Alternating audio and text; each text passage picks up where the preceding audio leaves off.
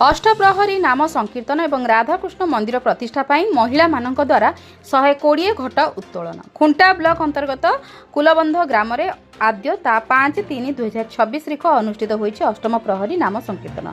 एही अवसर में ग्राम में नूतन भाव निर्मित होइतिबा राधाकृष्ण मंदिर प्रतिष्ठा आनुष्ठानिक भाव नीतिकांति अनुसार होइछि।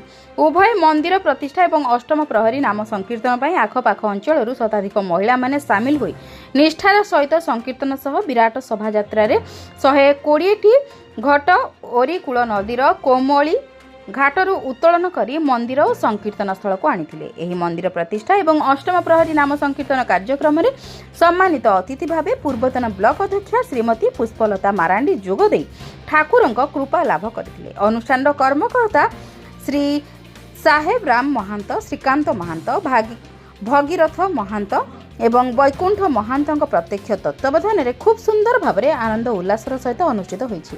एही मंदिर प्रतिष्ठा एवं अष्टम प्रहरी नाम संकीर्तन 4 गोटी संकीर्तन दल पक्षरु नाम संकीर्तन परिवेषण आरंभ होई 6/3/2026 रिख दिन प्रसाद सेवन सह यह उद्यापित हेबो। मयूरभंज खुंटारू निरंजन महांतଙ୍କ रिपोर्ट जन अधिकार लाइव।